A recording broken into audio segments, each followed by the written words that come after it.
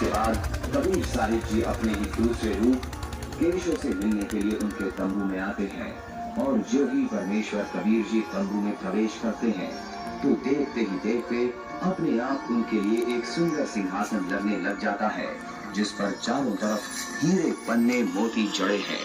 परमेश्वर कबीर साहिब जी आसन ग्रहण करते हैं। उधर परमेश्वर को देखने के लिए भंडारे में आई लाखों की भीड़ टेंट के चारों तरफ इकट्ठा हो जाती है, जिसके बाद केशव रूप परमात्मा कबीर जी से कहते हैं, हे परमेश्वर, आप अपनी अद्भुत लोक को छोड़कर इस झूठ कपटमय लोक में क्यों आ गए? आप इनका भला सोचते हो, इनको अमृत भोजन खिला रहे हो और ये आप ही के विरुद्ध इकट्ठा हुए रहते हैं। केशव, सब लोग मैं नहीं रचे, सबका धारण पोषण मैं ही करता हूँ। तू मेरे दुख को नहीं जानता, ये सब मेरे बच्चे ही हैं। अपनी अज्ञानता से ये काल के जाल में फंसकर भयंकर कष्ट उठा रहे हैं और उसी काल के प्रभाव से ये आज मुझे अपने दुश्मन मान रहे हैं।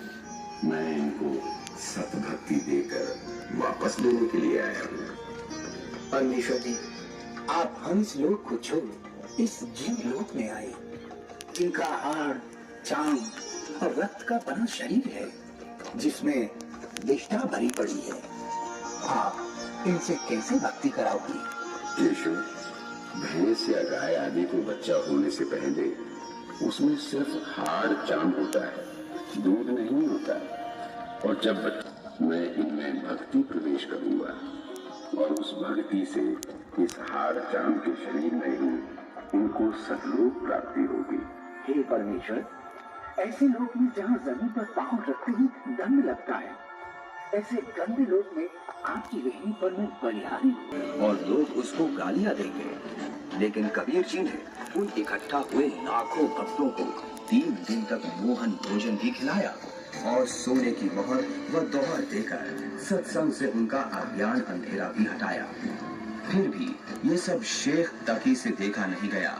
उसके अंदर जलती ईर्ष्या की आग इतने महान समागम में भी कमी ही ढूंढ रही थी और इसी आग में शेख तकी मुंह बनाकर सिकंदर लोधी से कहने लगा, चलो राजन, इसने क्या भंडारा किया है? बहुत अच्छा सा किया है। ऐसे ऐसे तो हम 100 भंडारे कर देंगे।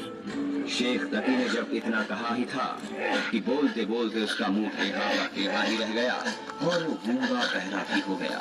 उसने कुल 52 बार कबीर साहिब जी पर जुल्म किए, परंतु ये उसके जीवन की आखिरी बकवाद थी जो उसने कबीर परमेश्वर जी के साथ की। 3 दिन तक समागम चला।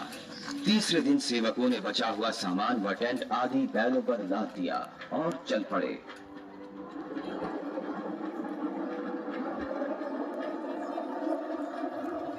गंगा में पानी ज्यादा है, दूर ना निकल जाए।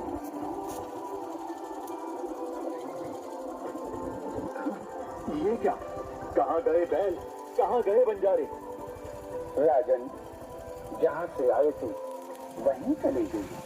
इससे पहले कि सिकंदर इस बात को समझ पाता, उसी समय केशव भी कबीर जी के अंदर समा गए। सिकंदर संग रह गए। इस प्रकार परमेश्वर कबीर साहिब जी ने उन दुष्टों की इस साजिश को भी नाकाम करते हुए ये लीला की और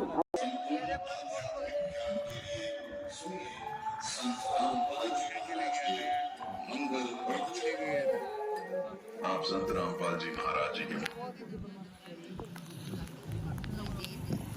साहेब सदगुरुदेव जी की जय।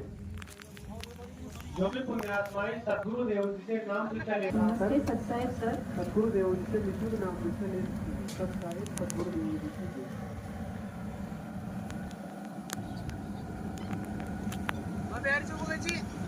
अरे